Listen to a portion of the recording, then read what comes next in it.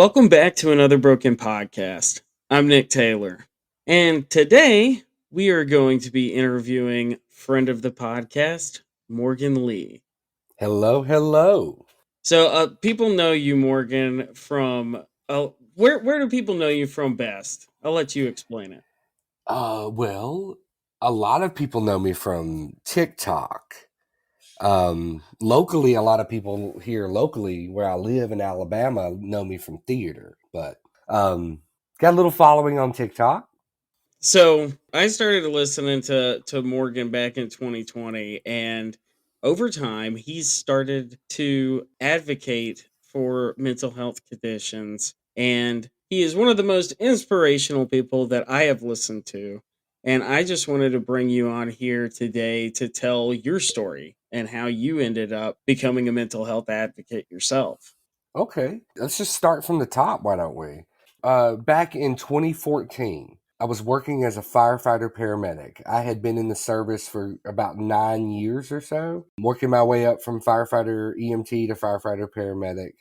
But in hindsight, what had happened is that I started to become hypomanic, manic, and then psychotic while on duty. Um, I was running calls in does that condition, and I helped a lot of people in that condition. Wow.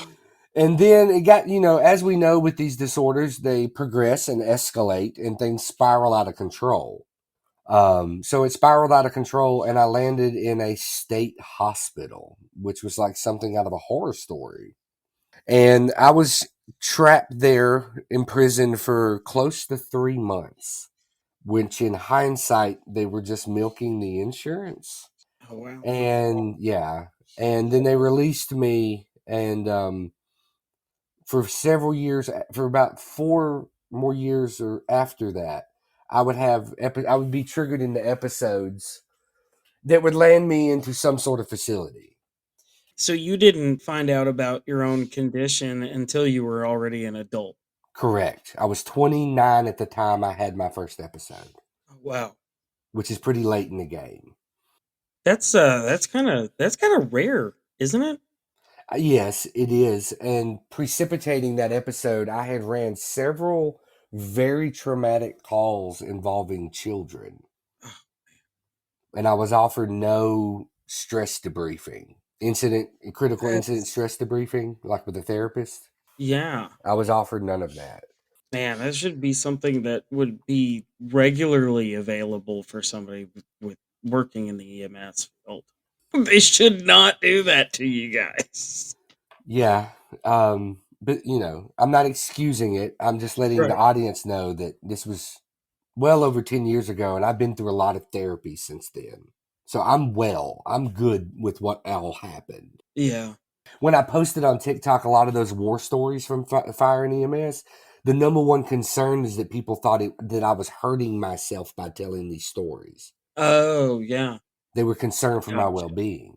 But I was in and out of facilities for several years, and then I changed my environment and changed a lot of the relationships I had by cutting a lot of them out, because I found that my disorder is triggered by extreme trauma and stress, especially within interpersonal relationships. And then met my spouse, got access to my child back, and stopped having episodes for 5 years. And then I had one about 2.5 months ago that we handled at home. The being able to handle it at home thing, that's impressive. And I think that's inspirational because if people can handle it at home, that's the safest place for themselves too, you know? My spouse pointed out to me, because I take a lot of jabs at psychiatric facilities on my content. And she pointed out to me, she's like, you're going to frighten people away from getting help. You need to offer solutions. There are no good solutions. So prevention is what I'm aiming at now, through education, through Mhm. information, like what you do and what we're doing right now. If we can prevent people from having, if we can identify these signs and symptoms in people, get the medications on board, get them in a therapeutic environment with therapeutic people, then we can keep people from even having to clog up these facilities and be dehumanized and treated like animals. I mean, honestly, if I would have been able to confront and get help myself before my episode that I had, it may have not even actually happened. You know, like there's the potential that it could have, like, I could have been less susceptible to actually going into a full blown episode. I feel like. Absolutely. Based on what I understand and the insight that I have into this disorder, as soon as you can get more medication on board, because I was taking medication. It's Hmm. not like I just stopped taking my pills. The more you get more medication on board, and in this case, I had to get my nurse practitioner to write me a Haldol prescription. And once I got that oral Haldol on board, it really knocked it out. It's good that you like know the things that need to be done, and that you know how to communicate the things that need to be done so that your wife can like navigate the situation with you the way that you guys do. Like And it's so yeah, impressive. and this last episode I had, I was fully psychotic at many times, and we defined psychotic by a detachment from the reality that everybody else agrees upon. Mhm. At no point in time did I ever lose my sense of self, which I think is what happens to a lot of people. When you lose your sense of self, that's when you spiral. I hadn't thought of it that way, and when you put it that way, it makes a lot more sense. The separation between the sense of self and what's going on. This is a very unique situation where I've had this like close relationship with my caregiver, that it's the best metaphor is like a lighthouse in a storm. This person will tell you what is real, you know. Yeah, that's something else, man. Relationship goals. Yeah, definitely. Definitely, definitely. So, you've heard me say it on my videos before. There's no substance that can produce what a manic psychotic episode.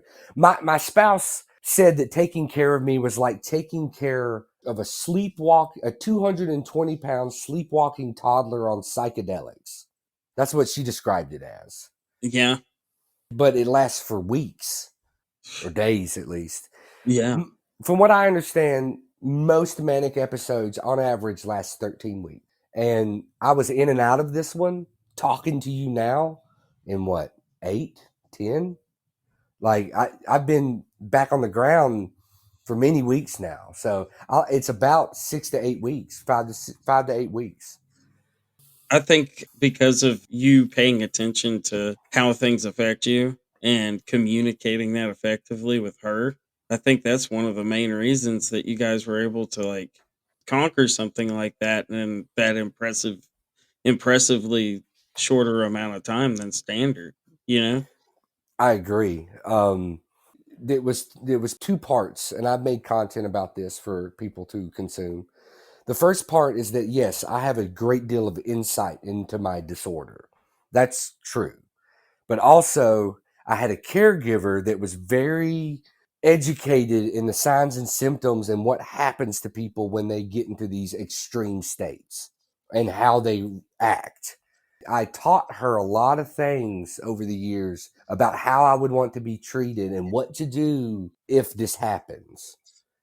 It's really cool to see that you guys have that kind of connection on that level, you Yeah. know, because And I, and I that's not a learned. standard off the shelf relationship, you know? No, no, it took a lot. It takes a lot of work every day. Um, and I learned these techniques about how to be with people in extreme states by going to a place in Big Sur, California called the Esalen Institute. Hmm. And I went to a workshop that was like continuing education units for nurses or anybody that was like, there were psychiatrists there, different types of people. And it was about how to be with people in extreme states, how to engage them. That's where I learned all that stuff. Is it like a annual thing or I don't know if they're doing it anymore. You can always go look it up on their website what kind of workshops they have. yeah, that sounds something I'll send like it to I'd you be later interested after the in. show. Yeah, dude, I'd be interested in that kind of stuff. How has your life changed since focusing on your mental health and well-being? It took a long time to start focusing on it. I have to be honest. There was a lot of rebellion in my heart against being labeled, and this I knew the stigma that would come with it. The stigma came immediately. People assuming that you're going to be violent at any point in time, things like that. I would say the first half of the duration of time that I was diagnosed, I struggled. But really, once I got in a healthy relationship and terminated relationships that were toxic and unhealthy, man, life got so much more peaceful and joyful. I mean, Still up and down, still struggles. Every day's a struggle. Life is suffering. But man, it got better when I cut out toxic relationships and surrounded myself with people that had my best interest at heart. that's a realistic goal that people need to have. Getting that kind of support system, like you just said, I think that's going to be a key element for anybody that's recovering. You know, Yes. And it starts with a great therapist, and it's hard to find that therapeutic bond with a great therapist. And I'm really fortunate that I've been with my therapist for like years. He was there from the beginning, and we went our separate ways, and I got back in touch with him when he had his private practice. So he knows my whole plight, and not everybody can have that. that is a really cool and unique relationship as far as with a therapist goes. And you're right, it takes a lot. I think you've probably heard my horror stories of trying to get the right therapist. My attitude with it is that if your therapist and you don't click, fire that therapist and get another one. I fired some of them. There was one that fired me. Yeah, yeah. Yeah, it's finding the right person. If you don't feel like you can be open, then you're definitely not in the right seat. Yeah, if you don't feel safe, you're not in the right seat. Yeah. What was the thing that influenced you to make a stand against the stigma around mental health?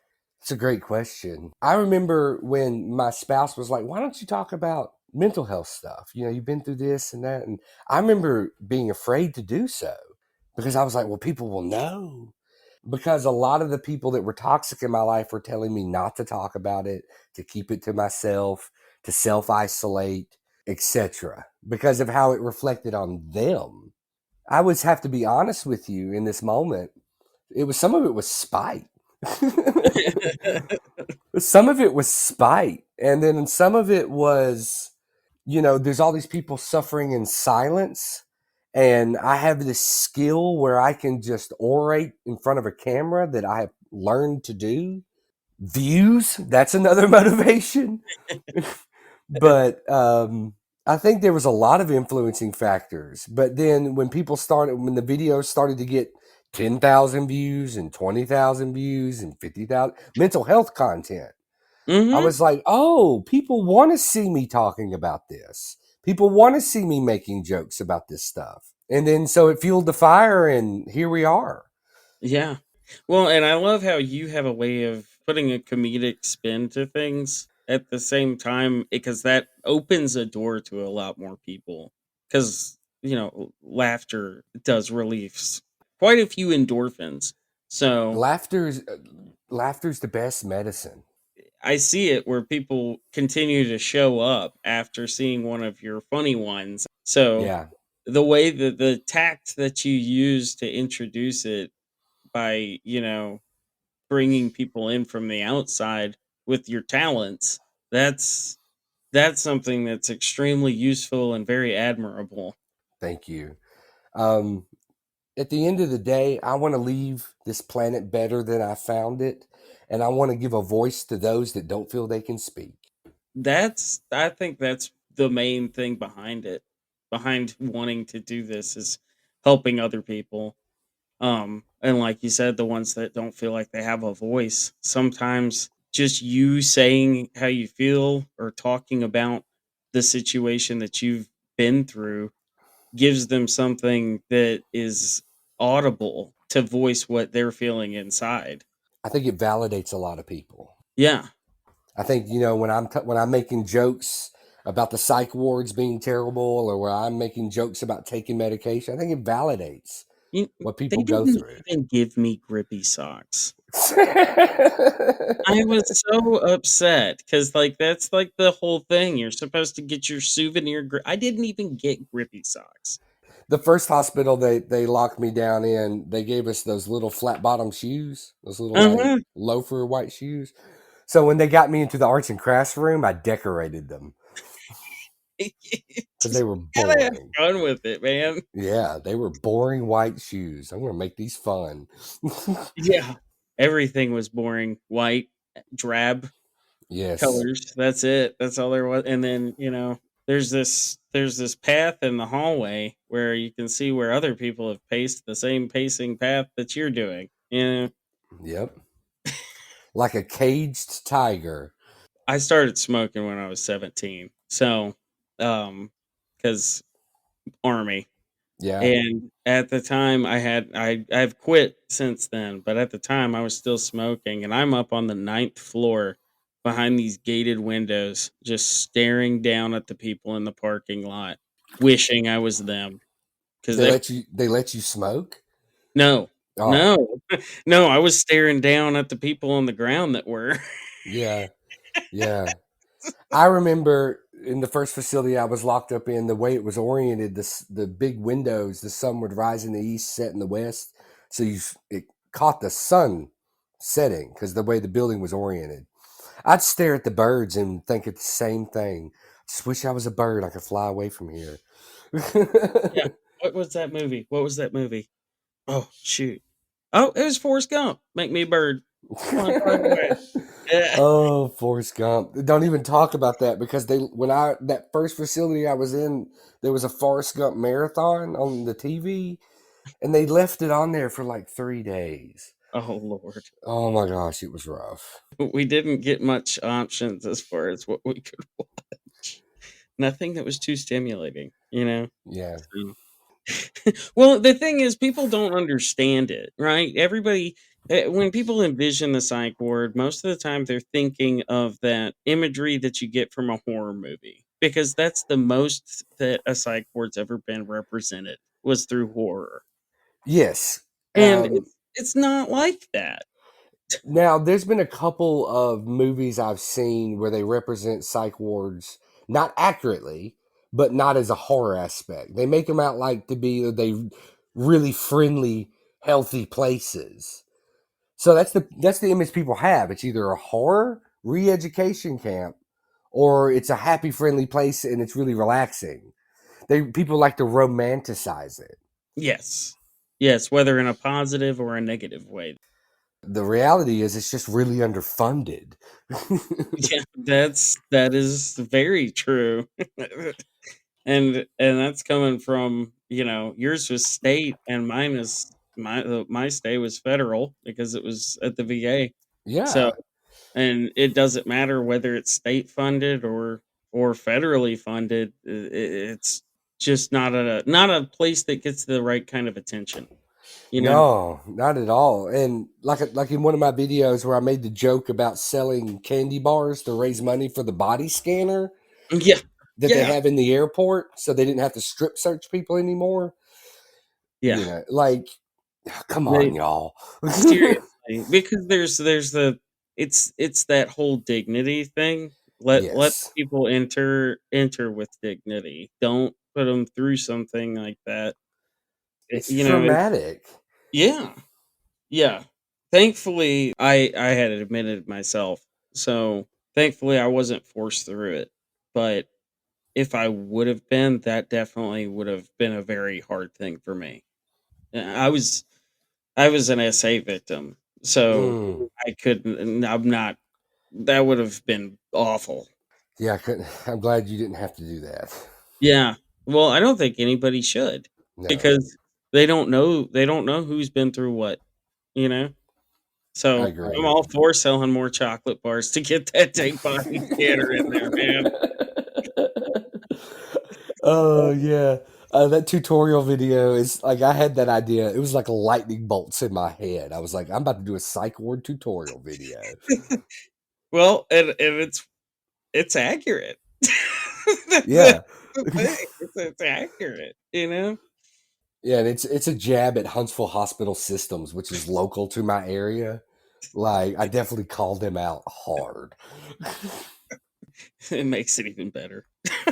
Yeah, and you know, I did that billboard video, which has got Huntsville hospitals at the top of it.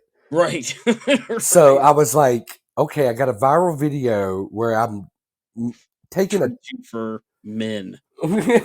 yeah, I got this viral video on this about this billboard. So I think I'm just going to sneak this psych ward video right up to the top of that. So, what is the best advice that you can give to a listener who has just started their own healing journey? Mm. Oh man, I got a lot of advice, but if I had to keep it real simple, it would be don't give up. Don't give up. That'd be it.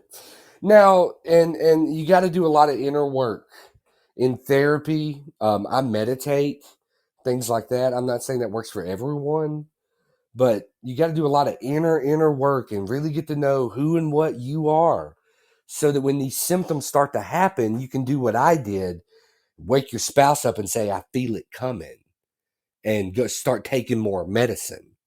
So if you can have a self-awareness and not identify with the symptoms, these symptoms are happening to me, just like any emotion.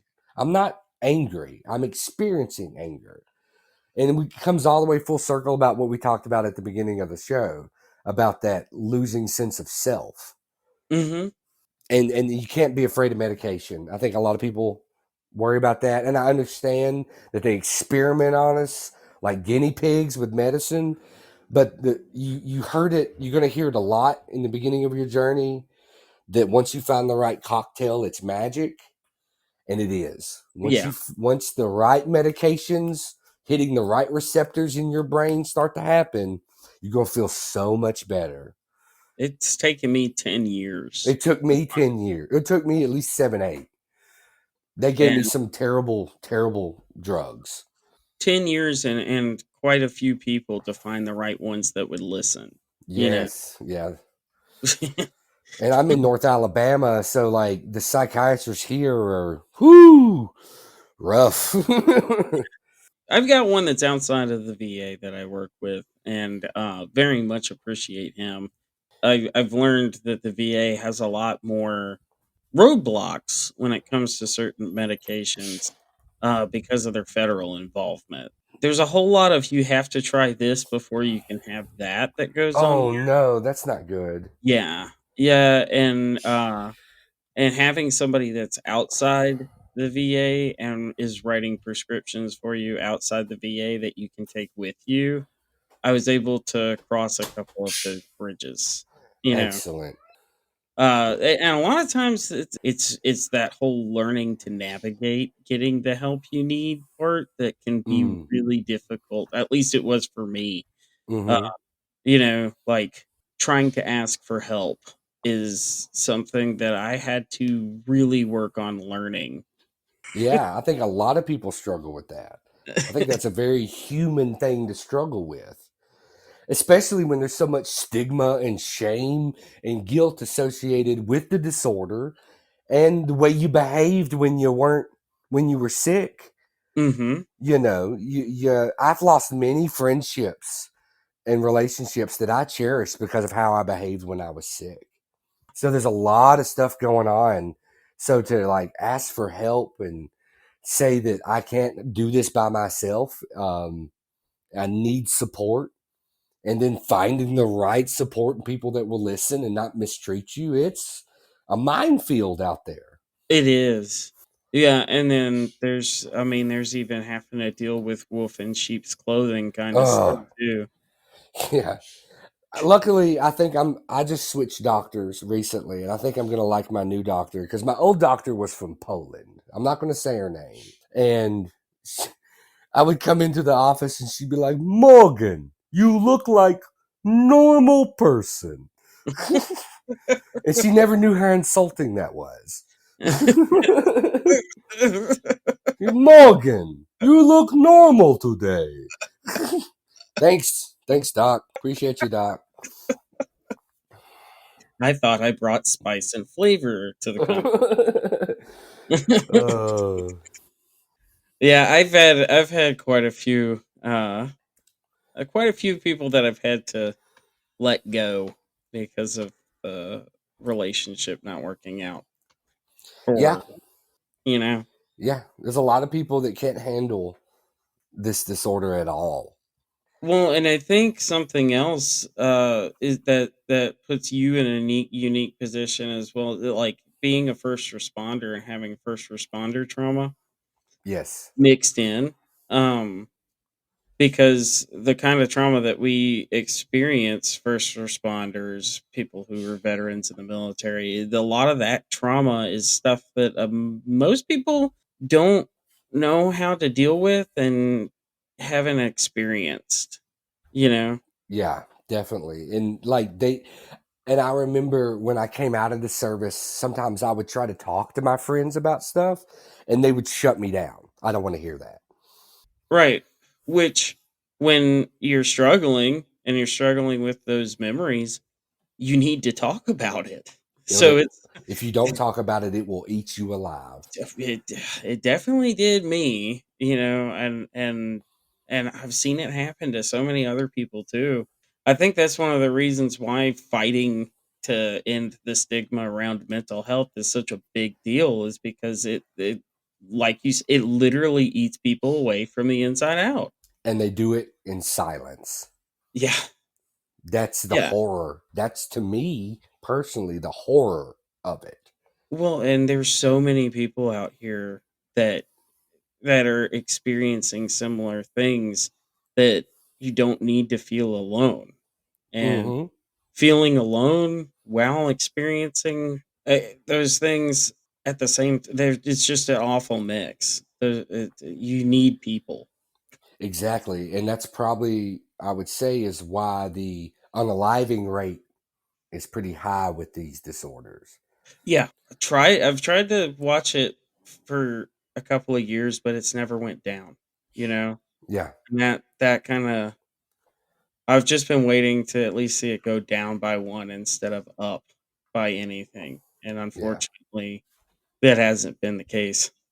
Yeah, it's from what I understand, it's like 1 in 5 or something like that. It's pretty staggering. So I know for veterans, it's 22 a day, and it does shift to 23 a day sometimes. Dang. Um, and EMS is really high up there too. Yep. Uh, it's just because some of like the things that you see are things that your brain's not actually meant to perceive. That does make it a little more difficult to find the right person to talk to, because, like you said, people try to shut you down because they don't want to hear it because it's uncomfortable. Yeah, Yeah. and that's why I made videos about it because you can scroll on by. Man, it was when I got the comments, people telling me thank you. I'm a first responder too. Thank you. People need to hear. When I got all those validating comments, and I got a couple of hate comments too, like people going, "Well, you're just doing your job," stuff like that. For the most part, when I told those fire and EMS stories and got millions of views on them, it was an overwhelming supportive response. Honestly, I think what that's really what we all need from each other is that. We need to be able to support each other and validate each other in what we're experiencing mentally. Another interesting thing for anyone that's interested in content creation and social media is when I posted those fire stories of fire EMS stories that I told on TikTok. Over a 72-hour period that I started posting them, I gained like 30,000 followers. There was one 24-hour period within that 72 that it was like 16,000 in one day. When I would go to my feed, it was just followed, just for hundreds and hundreds of screen scrolls. Well, and a lot of that comes from just the realness behind it, Yeah, people People, hadn't seen anything like that. yeah. It opens up the door to see into a world that's right around you that you didn't even know existed. I couldn't have said it better myself. Thanks. I try to put words together in the right order. Oh, you're real articulate, man. I watch your videos. I'm one of those weirdos where I enjoyed English in college. Oh, me too. Me I too. loved it, man. I enjoyed reading and writing a lot. You should. Yeah, I think you should write a book at some point in time. What I do have is my psych ward journal. Oh, really? I have my journal from my first imprisonment that's the mad writings of of a madman. Hey, But it chronicles everything I can remember about my life. And then I use that journal to verify that a lot of my life had been misrepresented to me in a period of time during COVID. So it was really useful. It had its use. that's awesome. Yeah. I actually finished writing my novella during my psychotic break. Yeah, you told me that. I That's did. really I told you that. fascinating. Yeah, that's one of the fun little things about the book. I struggle to write fiction like you do. Like I'm sure you do. I would need to like watch some how-to videos. Well, and it had been a story that I'd wanted to tell for a long time anyway.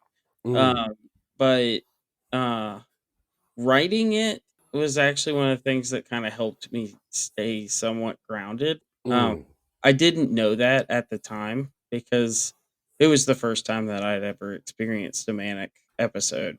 So I didn't know that that was something that was helping me stay grounded until later on when I understood what that actually meant. You Oh, know? that's fascinating. Yeah.